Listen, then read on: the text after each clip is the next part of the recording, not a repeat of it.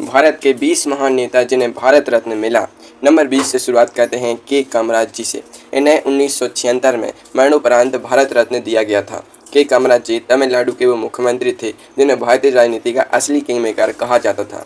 आज के नेता जहां एक अदनी से मंत्रालय के लिए अपनी पार्टी बदल देते हैं, वहीं के कामराज जी ने दो बार प्रधानमंत्री की कुर्सी को अंगूठा दिखा दिया और दूसरों को पीएम बना दिया। उन्होंने स्कूली बच्चों के लिए मुफ्त मिड डे मील योजना शुरू की थी ताकि गरीब का बच्चा भूखे पेट न सोए। राजनीति में सादगी क्या होती है यह कोई उनसे सीखे। इसके बाद उस नेता की बात करते हैं जिसने अपनी कलम से अंग्रेजों के दांत खट्टे कर दिए और देश में आधुनिक शिक्षा का बिगुल फूंका। नंबर 19 पर आते हैं मौलाना अबुल कलाम आज़ाद जी। इन्हें 1992 में भारत रत्न से नवाजा गया था। यह स्वतंत्र भारत के पहले शिक्षा मंत्री थे। आज के दौर में नेता अपनी डिग्री दिखाने में भी पसीने छोड़ देते हैं, लेकिन मौलाना अबुल कलाम आज़ाद जी ने बिना किसी हो हल्ले के देश को IIT, UGC और IISc जैसे बड़े संस्थान दे दिए। इन्होंने देश की शिक्षा व्यवस्था को वो उड़ान दी कि भारत दिन दोगुनी रात चौगुनी तरक्की करने लगा। लेकिन क्या कोई विदेशी नागरिक भी भारत रत्न पा सकता है? चले सीमा पार करते हैं और देखते हैं उस महान शख्स को जिसने अहिंसा को अपना धर्म माना। नंबर 18 पर नाम आता है खान अब्दुल गफ्फार खान जी का। इन्हें 1987 में भारत रत्न मिला था। इन्हें दुनिया सीमांत गांधी के नाम से भी जानती है। आज के समय में लोग सोशल मीडिया पर एक कमेंट देखकर आप इससे बाहर हो जाते हैं, लेकिन खान अब्दुल गफ्फार खान जी ने अंग्रेजों की बंदूकों के सामने भी शांति का दामन नहीं छोड़ा। यह भारत रत्न पाने वाले पहले गैर भारतीय नागरिक थे जिन्होंने विभाजन का पुरजोर विरोध किया था और पूरी दुनिया ने उनकी देशभक्ति का लोहा माना। अब रुक कहते हैं उस नेता की तरफ जो एक नहीं बल्कि दो कट्टर दुश्मन देशों का लाडला बन गया। नंबर 17 पर आते हैं मोरारजी देसाई जी। इन्हें 1991 में भारत रत्न मिला था। यह भारत के पहले पूर्णतः गैर कांग्रेसी प्रधानमंत्री थे।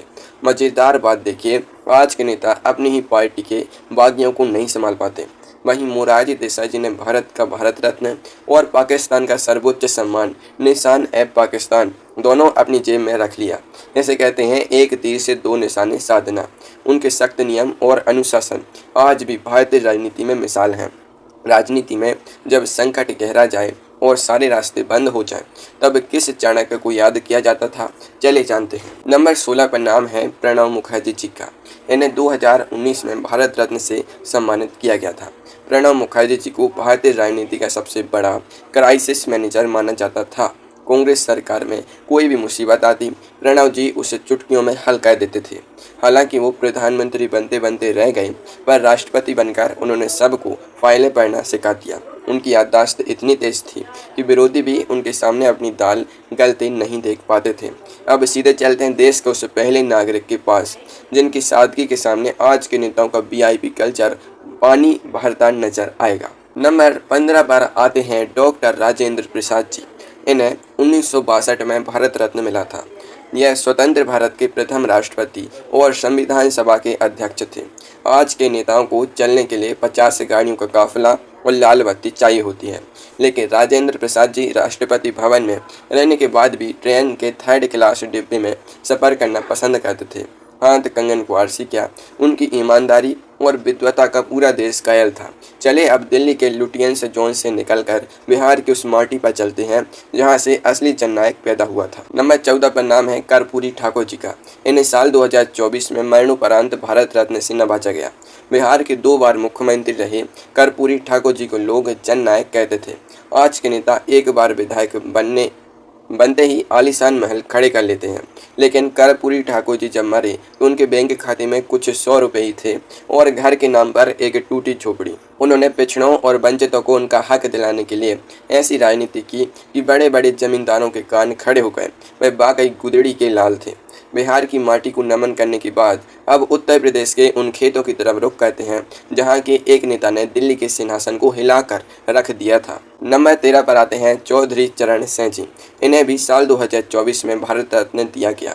देश के 5वें प्रधानमंत्री रहे चौधरी चरण सिंह जी को किसानों का मसीहा कहा जाता है। आज के नेता एयर कंडीशनर कमरों में बैठकर किसानों की नीतियां बनाते हैं। लेकिन चौधरी चरण सिंह जी ने खेत की मिट्टी से निकलकर दिल्ली के गलियारों में किसानों की आवाज़ बुलंद की थी। उन्होंने अंग्रेजों के ज़माने के पटवारी राज को खत्म करने के लिए लोहे के चने चबाए थे। अब चलते हैं 1991 के उस दौर में जब देश कंगाल होने की कगार पर था और एक मौन खिलाड़ी ने पूरा पासा ही पलट दिया। नंबर 12 पर नाम आता है पी.वी. नरसिम्हा राव जी का। इन्हें 2024 में मरणोपरांत भारत रत्न मिला। भारत के 9वें प्रधानमंत्री पी.वी. नरसिम्हा राव जी 17 भाषाएं बोल सकते थे, लेकिन राजनीति में अक्सर मौन ही रहते थे। जब देश का सोना गिरवी रखने की नौबत आ गई थी, तब उन्होंने देश की अर्थव्यवस्था के दरवाजे खोले और एलपीजी रिफॉर्म से शुरू किए।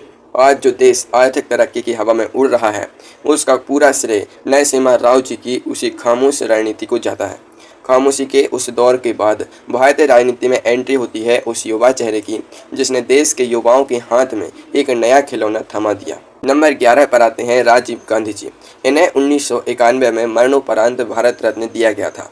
भारत के सबसे युवा प्रधानमंत्री राजीव गांधी जी ने जब देश में कंप्यूटर लाने की बात की थी, तब विपक्ष ने शोर मचाया था कि नौकरियां खत्म हो जाएंगी। लेकिन आज उसी कंप्यूटर और आईटी क्रांति की बदौलत देश के युवा घर बैठे लाखों कमा रहे हैं और रील स्क्रॉल कर रहे हैं। उन्होंने सचमुच भारत में हवा का रुख बदल दिया था। अब राजनीति के इस अखाड़े से थोड़ा सा ब्रेक लेते हैं और चलते हैं ज्ञान और दर्शन की उस दुनिया में जहाँ के राजा खुद एक शिक्षक थे। नंबर 10 पर नाम है डॉक्टर सर्वपल्ली राधाकृष्णन जी का। इन्हें 1954 में देश का पहला भारत रत्न मिला था। भारत के पहले उपराष्ट्रपति और दूसरे राष्ट्रपति डॉक्टर राधाकृष्णन जी एक महान दार्शनिक और शिक्षक थे। आप सोचिए, आज के हुड़दंगी नेताओं को संभालना कितना मुश्किल काम है, लेकिन राधाकृष्णन जी अपनी शिक्षक वाली डांट से पूरी संसद को शांत करा देते थे। उनके जन्मदिन को आज पूरा देश शिक्षक दिवस के रूप में मनाकर खुद को धन्य मानता है। जब सत्ता अपनी मर्जी चलाने लगे और लोकतंत्र खतरे में देखने लगे, तब सिंहासन खाली करने की चेतावनी किसने दी थी? चलिए आगे देखते। नंबर 9 पर आते हैं जयप्रकाश नारायण जी। इन्हें 1999 में मरणोपरांत भारत रत्न दिया गया। इन्हें दुनिया लोकनायक के नाम से जानती है। 1970 के दशक में जब आपातकाल लगा, तो जेपी जी ने संपूर्ण क्रांति का नारा दिया था। उनकी एक आवाज़ पर पूरा देश सड़कों पर उतर आया और तत्कालीन सरकार की ईंट से ईंट बचा दी। आज के दौर में जहां नेता कुछ कुर्सी के लिए गिड़गिड़ाते हैं, वहीं जेपी जी ने कभी कोई सरकारी पद नहीं लिया और सत्ता को उसकी औकात याद दिला दी। लोकनायक की इस क्रांति के बाद अब बात उस नेता की जिनकी रथ यात्रा ने भारतीय राजनीति का भूगोल और इतिहास दोनों हमेशा के लिए बदल दिया। नंबर 8 पर नाम है लाल कृष्ण आडवाणी जी का। इन्हें साल 2024 में भारत रत्न से सम्मानित किया गया। देश के पूर्व उप प्रधानमंत्री और भाजपा के कद्दावर नेता लाल कृष्ण आडवाणी जी ने राम जन्मभूमि आंदोलन के जरिए देश की सियासत का रुख पूरी तरह मोड़ दिया था। आज जिस वैचारिक धरातल पर देश की राजनीति चल रही है, उसकी नींव आडवाणी जी ने ही रखी थी। उन्होंने राजनीति में वो भगीरथ प्रयास किया जिसके फल आज की पीढ़ी देख रही है।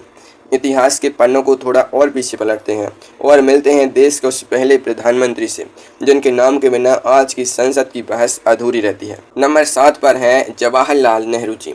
इन्हें 1975 में भारत रत्न मिला था।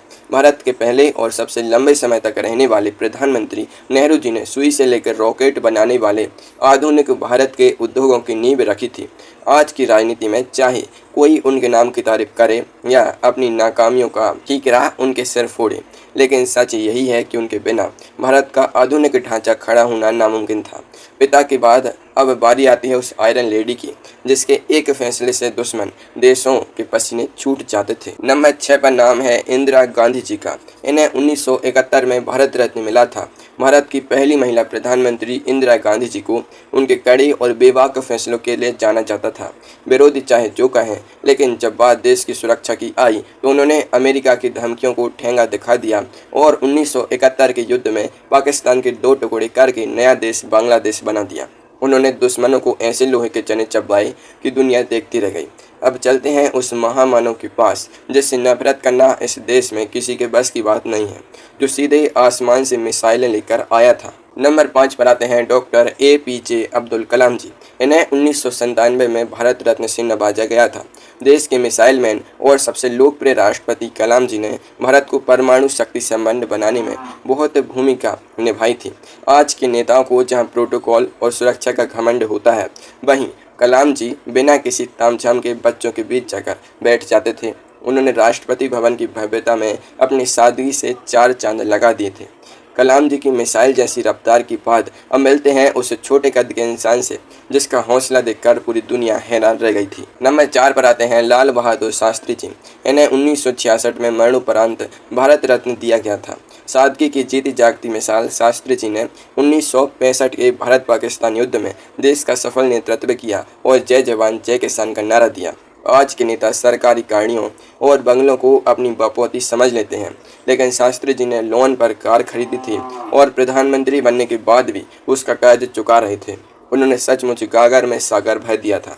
इसके बाद मंच पर आते हैं वो कविराज जिनकी एक कविता और प्रखर भाषण विरोधियों के भी दिल जीत लेते थे। नंबर 3 पर नाम आता है अटल बिहारी वाजपेयी जी का। इन्हें 2015 में भारत रत्न मिला था। 3 बार देश के प्रधानमंत्री रहे अटल जी एक अद्भुत वक्ता और कुशल राजनेता थे। सरकारें आएंगी जाएंगी, पार्टियां बनेगी बिगड़ेंगी, मगर यह देश रहना चाहिए। उनका यह वाक्य आज के दल बदलू नेताओं के मुंह पर करारा तमाचा है।